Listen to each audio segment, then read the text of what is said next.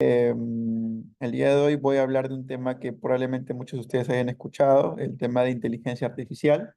Eh, ya desde hace un par de años, bueno, desde hace ya más de 10, 20 años, este tema se viene desarrollando a nivel mundial, pero digamos que hace un par de años eso tenía un poco más de cabida en el mundo, no solamente en el mundo científico, sino en el mundo en general, por el tema de los modelos grandes de lenguaje, como ChatGPT, ¿no? Y parece que se está difuminando bastante este uso, o se está difundiendo, perdón, bastante el uso de esta tecnología.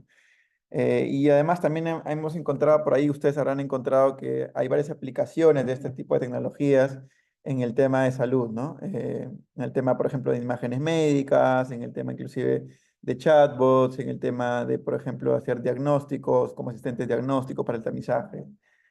Entonces, justamente digamos, el desarrollo de ChatGPT ha permitido generar una gran expectativa sobre el uso de esta tecnología.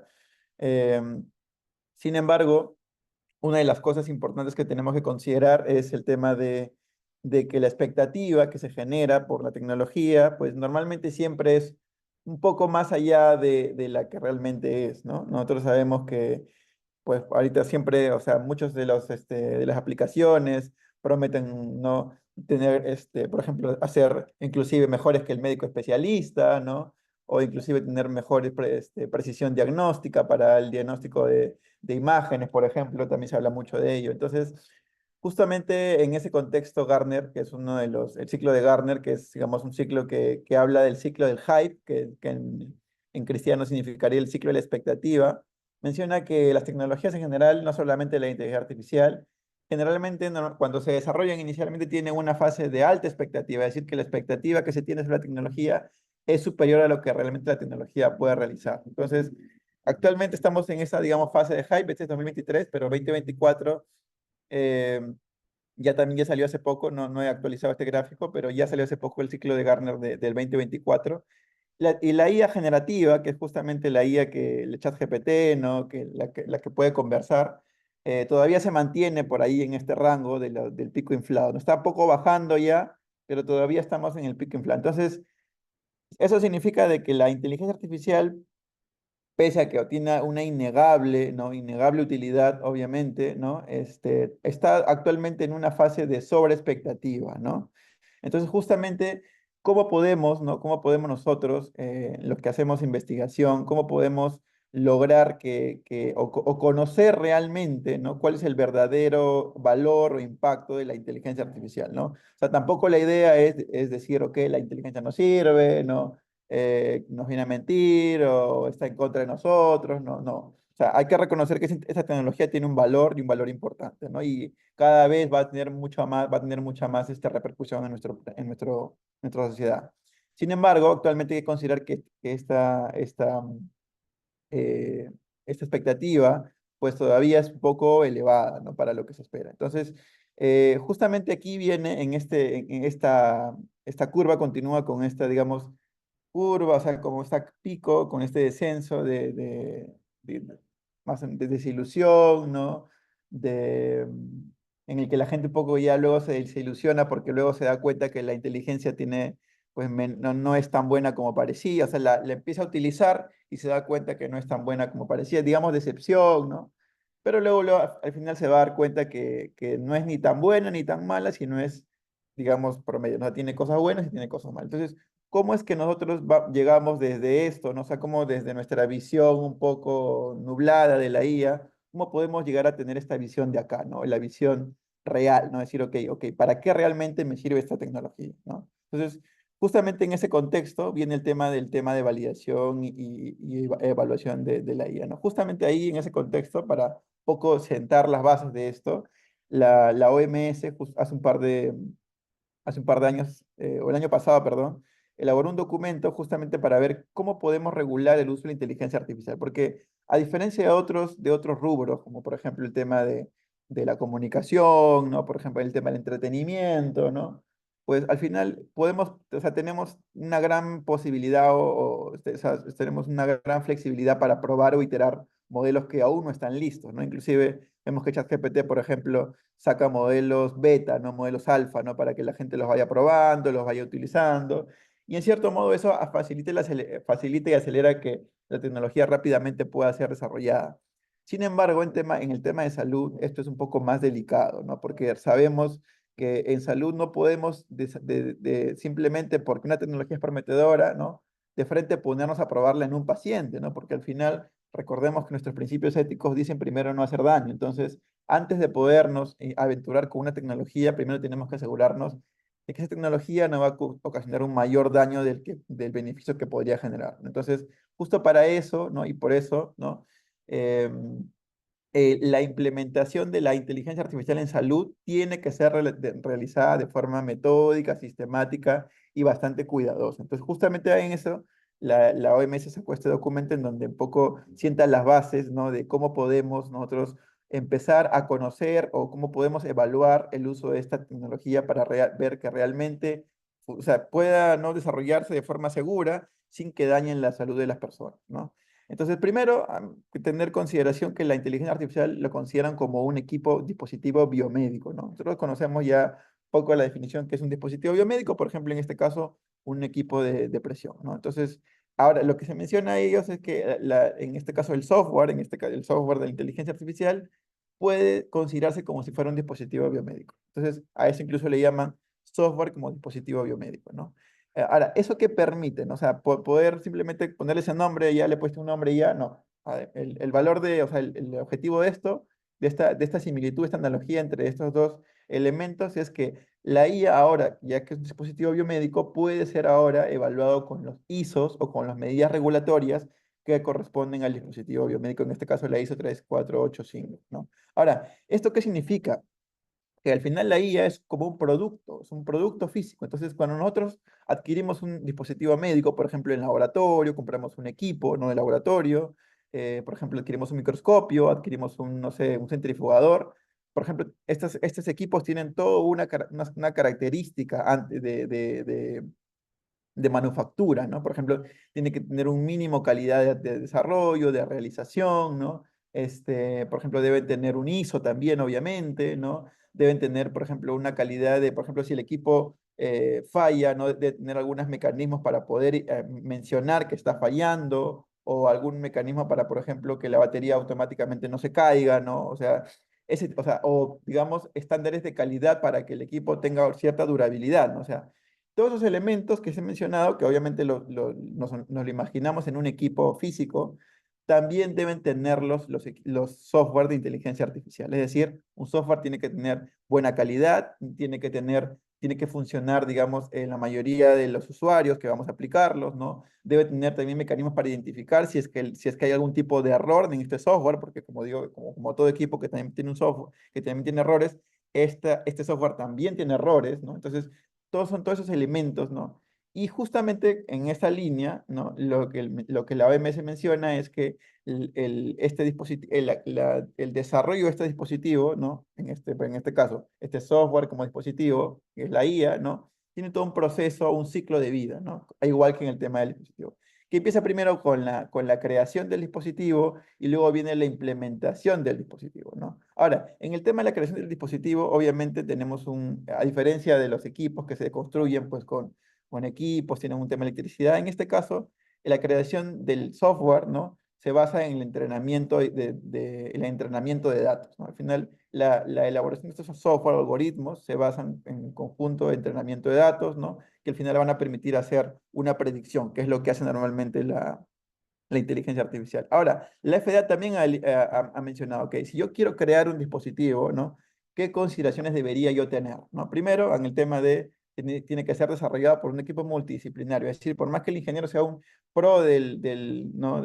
Sea lo máximo, sea un máster en el uso de esta tecnología, no puede solamente él desarrollarla, sino tiene que hacerla junto con un equipo de profesionales de salud, ¿no?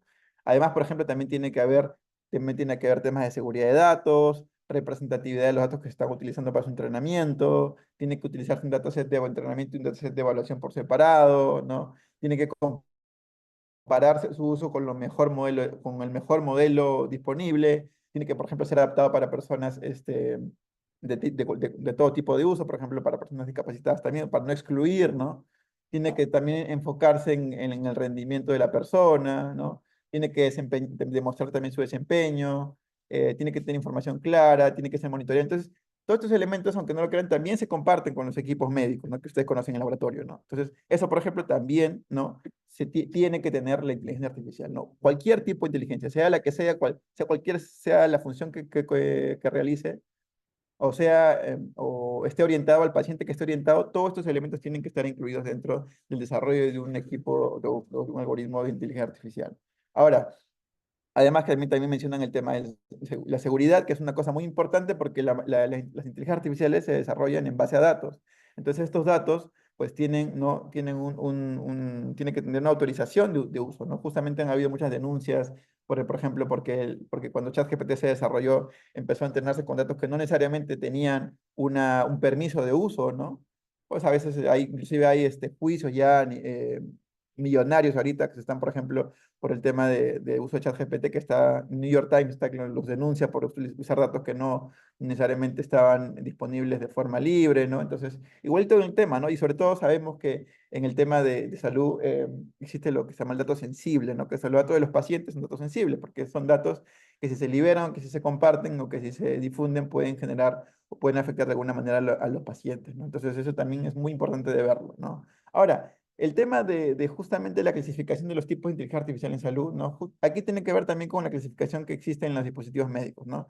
Los dispositivos médicos se desarrollan tienen una clasificación por el tipo de severidad o por el tipo de personas a las que van orientadas, ¿no? Por ejemplo, si el dispositivo va orientado, por ejemplo, en el caso yo tengo un smartwatch, ¿no? Y en el smartwatch está orientado para medir la frecuencia cardíaca de una persona sana, pues probablemente es un dispositivo médico de riesgo bajo, ¿no? Y, por ejemplo, si hablo de otro extremo, por ejemplo, un monitor o, por ejemplo, un ventilador mecánico, obviamente el ventilador mecánico es un dispositivo médico que está asociado con una persona de riesgo crítico. Entonces, obviamente, el nivel de riesgo del dispositivo en ese caso es un dispositivo de riesgo alto. Entonces, en ese spam, ¿no? En ese rango de niveles, ¿no? También se clasifican a los algoritmos de IA. Ahora, esto es muy importante porque justamente aquí viene el tema de la evaluación y la validación. Nosotros justamente queremos saber, decir, ok, ¿cómo puedo saber yo, ¿no? Lo que le decíamos en la primera pregunta, ¿cómo o qué tipo de evaluaciones o estudios tengo que realizar para poder encontrar o demostrar, ¿no? em, que esta inteligencia realmente funciona, ¿no? Por ejemplo, ¿no? ¿Qué tipo de estudios tienen que tener un dispositivo de IA para que luego yo ya lo pueda empezar a probar en la población, ¿no? Porque igual que, por ejemplo, tenemos los medicamentos, ¿no? El medicamento tiene que tener, por ejemplo, ¿no? Una aprobación por comité no, perdón, tiene que tener su ensayo clínico, ¿no? Que demuestre, ¿no? Ya. En el caso de la IA, ¿no? ¿Qué tipo de estudio necesito yo? ¿Qué tipo de evidencia necesito para poder utilizar o para poder saber que este equipo funciona y empezar a utilizarlo en el mundo real? Entonces, como digo, esto depende mucho del nivel de riesgo de la IA. Entonces, no todos los dispositivos necesitan la misma evaluación. Entonces, justo aquí vamos a utilizar el esquema o el marco que utiliza la FDA, ¿no? Como sabemos, nosotros tenemos en el Perú una entidad que se llama DIGEMIT, que es la que aprueba los medicamentos, pero también está encargada de aprobar los dispositivos biomédicos. Entonces, DIGEMIT, bueno, nosotros no tenemos una FDA, ¿no? Que analice medicamento por medicamento y que haga un análisis de ensayos clínicos, una revisión sistemática y todo, pero sí tenemos la FDA, pues la FDA básicamente para eso, ¿no? Una medida rápida es, por ejemplo, o sea, tomar como referencia las aprobaciones hechas por FDA, ¿no? Entonces, em, dado que la DGMIT usa como referencia a la FDA, entonces es importante saber qué es lo que la FDA dice. Entonces, según la FDA, la clase número uno es el riesgo bajo, son los dispositivos que están asociados con personas que son dispositivos que no están orientados para mantener la vida, no son pacientes, o sea, son personas que no tienen enfermedad, ¿no? O sea, son personas sanas, por no decir, ¿no? Su uso generalmente es simple, o sea, no requiero yo por ejemplo, tengo este smartwatch, ¿no? Y el smartwatch, obviamente, vamos a decir que el smartwatch va a decirme, ¿no? Que he hecho actividad física porque tiene un algoritmo que en base justamente al análisis de mi frecuencia cardíaca me dice si estoy haciendo una actividad física. Pero eso funciona de forma autónoma. Entonces, como funciona de forma autónoma y yo solamente tengo que ver, ¿no? Si el resultado está bien o mal, ¿no? Entonces, eh, no requiere de un uso especializado, o sea, no requiero que alguien me acompañe para yo utilizar esta tecnología, ¿no? Entonces, Si la tecnología puede ser utilizada de forma sola, de forma autónoma, lo que llaman standalone, ¿no? O no requiero de la ayuda de alguien que me asesore para usar esta tecnología y está orientada a personas con riesgo, o sea, perdón, a pacientes sanos, perdón, pacientes no sería, a usuarios sanos, ¿no? Entonces, esta IA se puede utilizar directamente, ¿no? Sin estudios previos y puedo yo directamente probarla. Ahora, el tema, eso no quiere decir obviamente que esté lista, que sea su mejor versión, porque obviamente luego hay temas de usabilidad, el temas de aceptabilidad, ¿no? Pero yo podría empezar a utilizar esta tecnología sin necesidad de que tenga, por ejemplo, un ensayo clínico, ¿no? O un estudio de superioridad, ¿no? Puedo utilizar directamente. Ahora, ejemplos de esto, por ejemplo, ¿no? Los smartwatch, ¿no? Que ven, ¿no? Están orientados a personas sanas.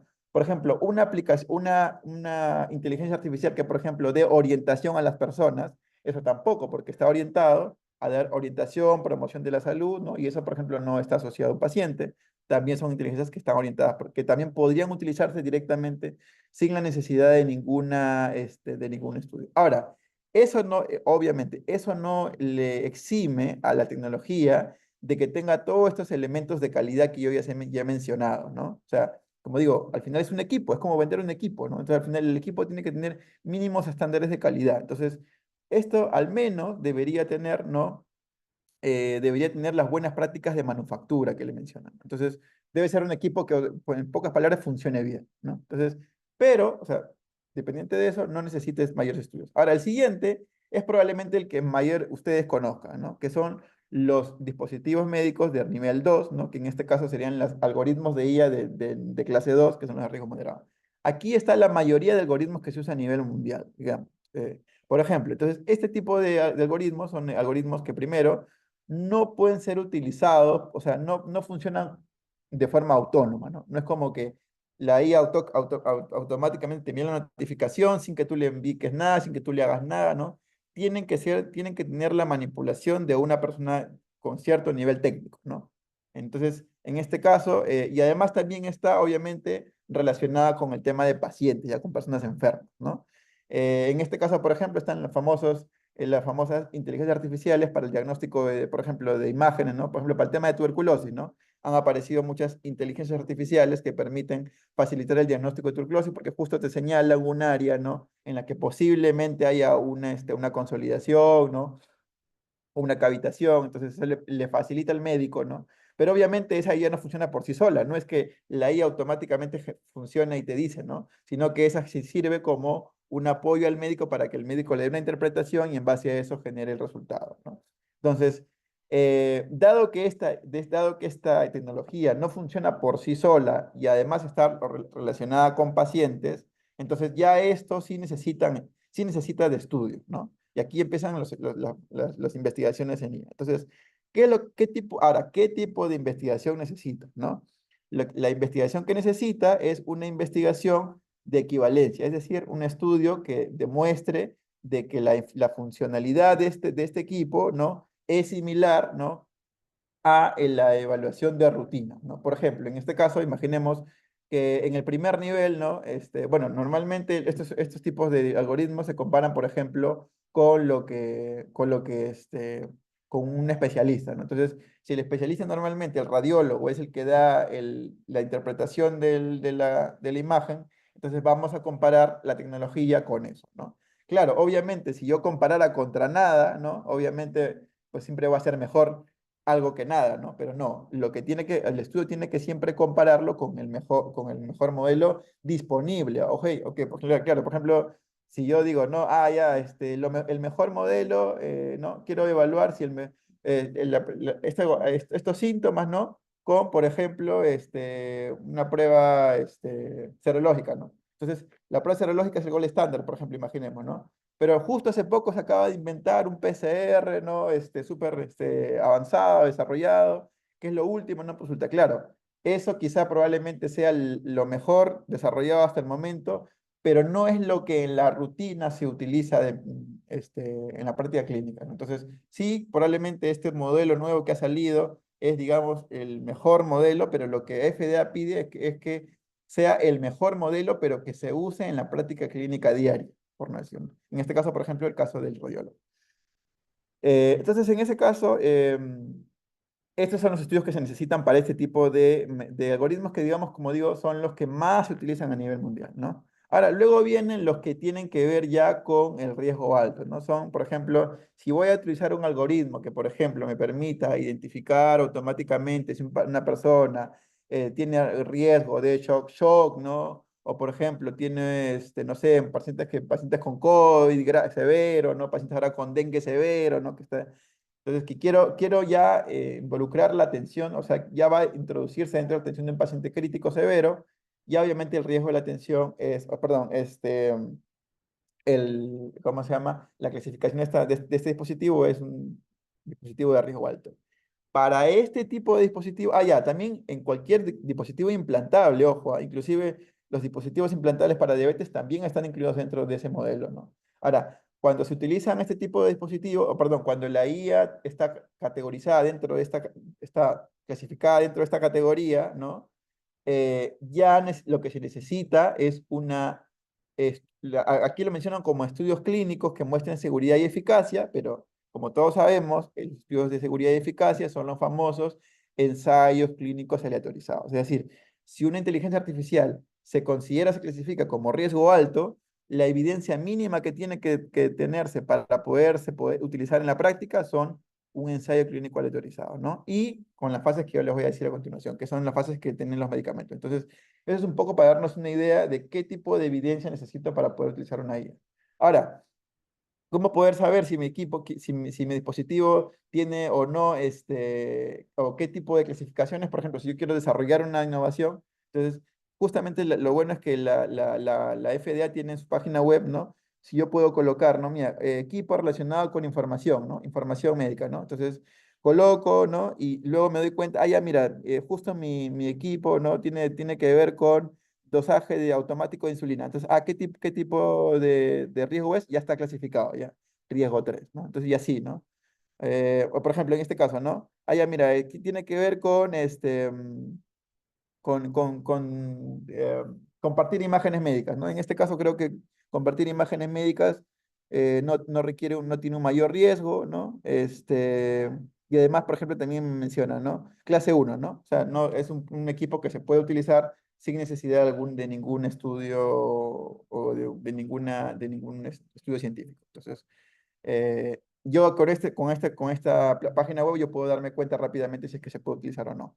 O sea, perdón, qué tipo o sea, si yo tuviera la intención de desarrollar mi propia IA, con esta página web de la FDA me puedo dar cuenta qué tipo de evidencia me van a pedir después los tomadores de decisiones para poder implementar mi IA en el mundo real, ¿no?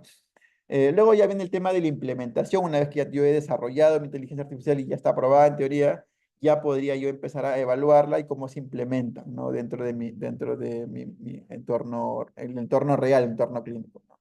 Ahora, justamente este es el conjunto de pasos, ¿no? Que es lo que pide. O sea, este tipo de validaciones, obviamente, están sobre todo más orientadas a los dispositivos de riesgo 2 y riesgo 3, ¿no? Son los dispositivos que necesitan de evidencia científica, ¿no? Igual también podría aplicar en algunos casos para los dispositivos de tipo 1, porque un dispositivo de tipo 1 también puede, si es que no, o sea, el dispositivo de tipo 1, ¿no? Que ve, por ejemplo, los smartwatch, no es que no puedan hacer, no estén prohibidos de hacer ensayos clínicos, estén prohibidos de hacer estudios de equivalencia, pero es lo mínimo que va a pedir ¿cómo se llama? La FDA si es que lo quieres aprobar por FDA, ¿no? Ahora, obviamente, por ejemplo, hacer un estudio de equivalencia para un dispositivo de nivel 1, por ejemplo, para un smartwatch que ve nivel de sueño, por ejemplo, ¿no? También obviamente sería muy interesante porque eso le da mayor, ¿no? credibilidad al dispositivo, ¿no?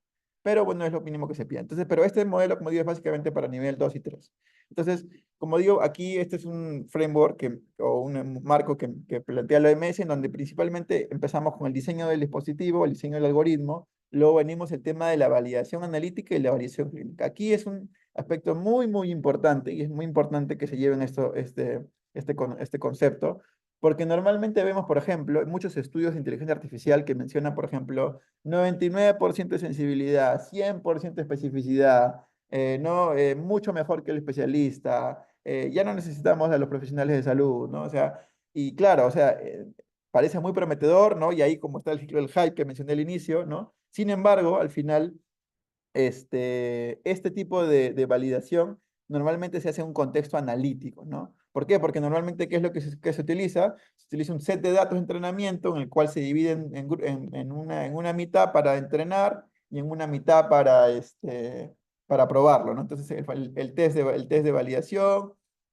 el test de entrenamiento, pero es una validación analítica. Entonces, al final, claro, obviamente, si yo utilizo test o utilizo, digamos, datos que son más o menos similares, ¿no? Al final, obviamente, si yo he entrenado un algoritmo para un dato de un cierto tipo, obviamente va a tener muy buen rendimiento si lo evalúo en datos que son similares al dato de entrenamiento. Entonces, eso, digamos, es un poco el sesgo, ¿no? que tienen estos estudios, que obviamente son importantes. No estoy diciendo que, o sea, no estoy diciendo que estén mintiendo a adrede ni nada por el estilo, sino que obviamente el objetivo inicial ¿cómo se llama? De los estudios de validación analítica es poder definir cuál es la mejor técnica o la mejor técnica o el mejor algoritmo, ¿no?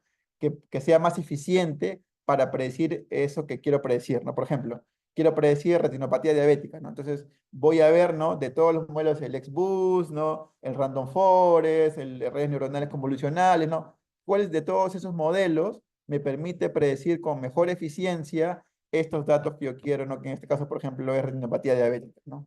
Ahora, una vez que yo tengo ya el mejor modelo, ¿no? Y el que más eficiente, obviamente, lo que continúa, ¿no? Y que no hay mucho de esto es poder probarlo en un entorno clínico real, ¿ok? O sea, es decir, no solamente es tener datos retrospectivos y cruzar y hacer mi análisis, sino ir a un hospital, ¿no? Hacer que este algoritmo sea utilizado por un profesional de salud y luego prospectivamente, o sea, hacia adelante, ¿no? Ver si realmente este algoritmo que he entrenado tiene utilidad en el entorno clínico real, ¿no? Ahora, normalmente este tipo de estudios de validación clínica son mucho menos porque es mucho más complicado hacer un estudio en el hospital, ¿no? Ustedes sabrán, ¿no? Los que han tenido la posibilidad de participar en ensayos clínicos en el hospital sabrán que estudios en el hospital son muy complicados porque hay que tener permisos, hay que tener la colaboración de profesionales de salud, hay que tener acceso al dato de los pacientes y toda una parafernalia que pues hay que considerar obviamente que no es tan fácil de realizar, ¿no? Entonces, pero obviamente es parte de los pasos, ¿no? Y al final tenemos el tema de monitoreo continuo, que ya es obviamente cuando ¿cómo se llama?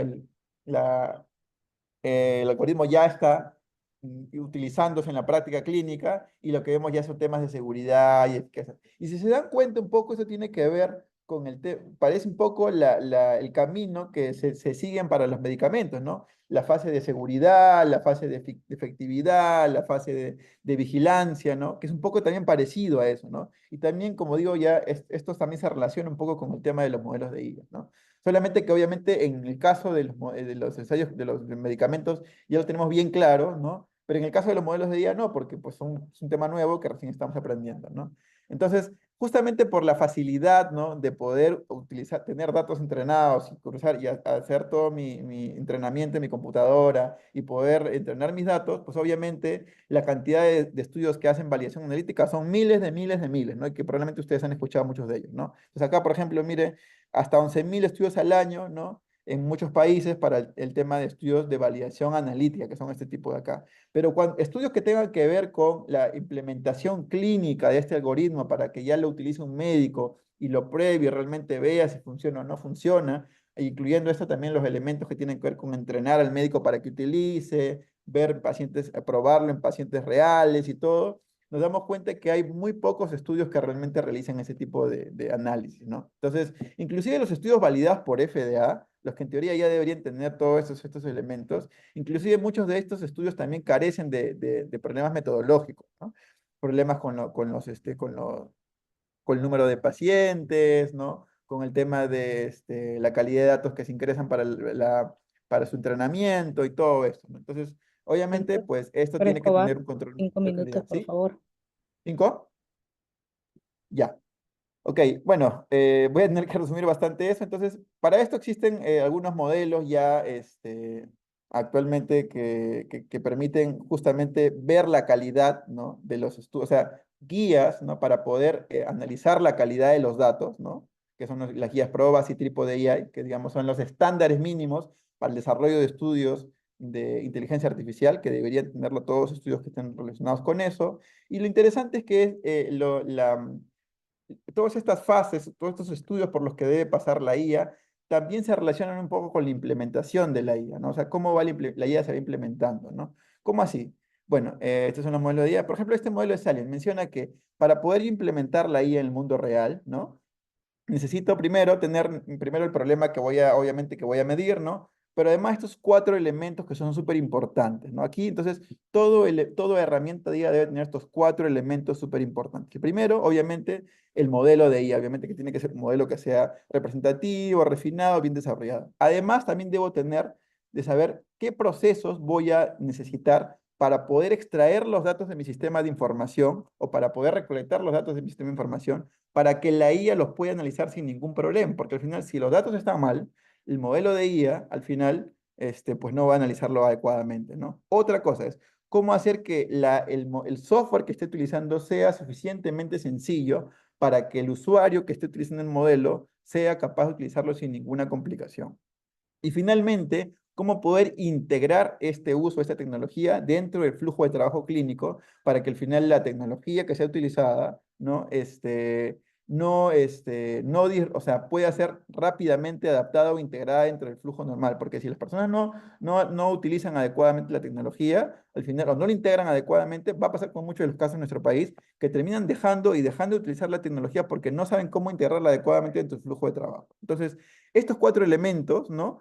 Van a ir modificándose y evolucionando conforme se vayan haciendo los estudios. Es decir, si empiezo con un estudio, con un ensayo clínico pequeño, inicialmente voy a tener un modelo teórico de cómo es mi modelo y voy a tener un modelo básico, teórico también, de cómo deberían extraerse los datos. Luego pruebo ese algoritmo en el mundo real y me doy cuenta que voy a tener que hacer ajustes a mi modelo de algoritmo porque, por ejemplo, hay algunos datos, yo pensaba que se tomaban, pero en el mundo real no se toman o se toma muy raramente. Entonces tengo que adecuar mi modelo de algoritmo. Además tengo que adecuar también cómo se extraen los datos, porque yo pensaba que los datos se extraían súper sencillo, pero no. Los datos tienen que pasar por un proceso de limpieza y todo, que eso tampoco lo había previsto y tengo que modificarlo, ¿no? Además tengo que empezar a identificar mi modelo de clínico y tengo que identificar cómo voy a hacer mi interfaz.